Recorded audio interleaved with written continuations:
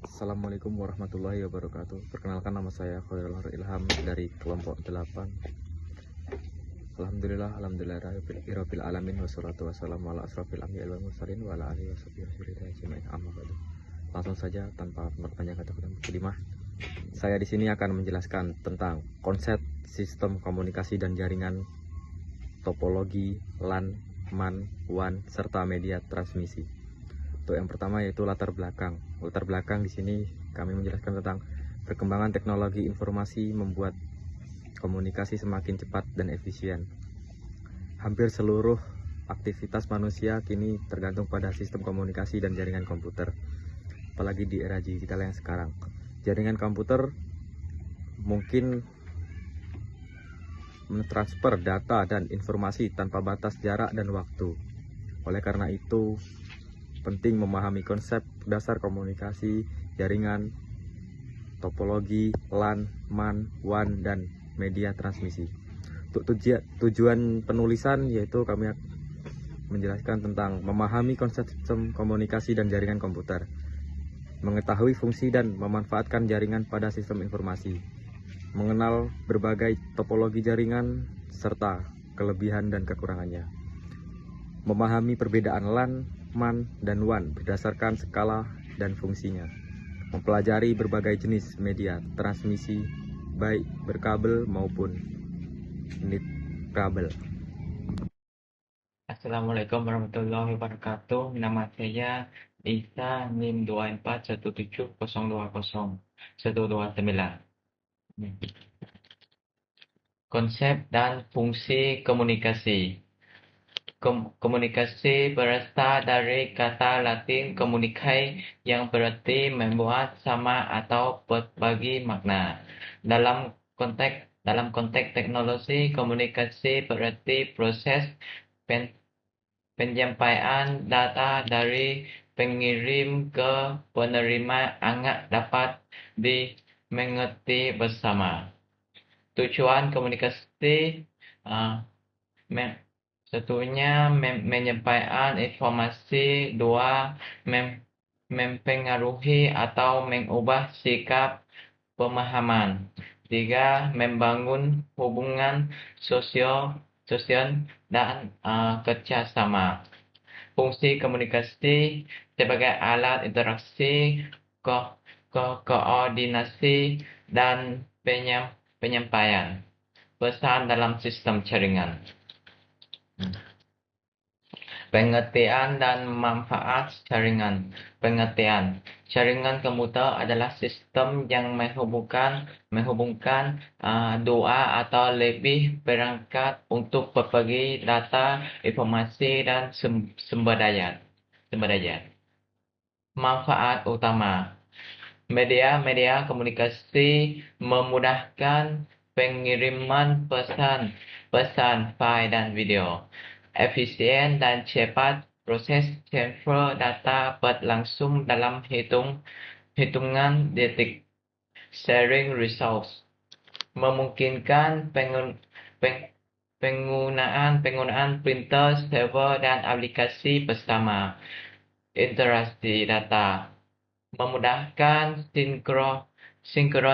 sinkronisasi informasi antar divisi. Hemat biaya. Tidak perlu banyak perangkat penyimpanan terpisah. Keamanan data dapat diatur dengan hak akses dan enkripsi. Topologi jaringan. Pengertian struktur atau tata letak koneksi antar komputer dalam jaringan. Jenis-jenis topologi, satunya star. Semua komputer terhubung ke hub switch pusat mudah dikelola stabil. Berdua ring. Membentuk lingkaran data mengalir dua arah dan cepat. Ketiganya mesh. Setiap node terhubung langsung ke node lain. online. Sangat adat tapi mahal. Empatnya, bus. Menggunakan satu kabel utama mudah tapi rawan tabrakan data. Limanya Ah, gabungan topologi star cocok untuk jaringan bertingkat. Nyata akhirnya hybrid.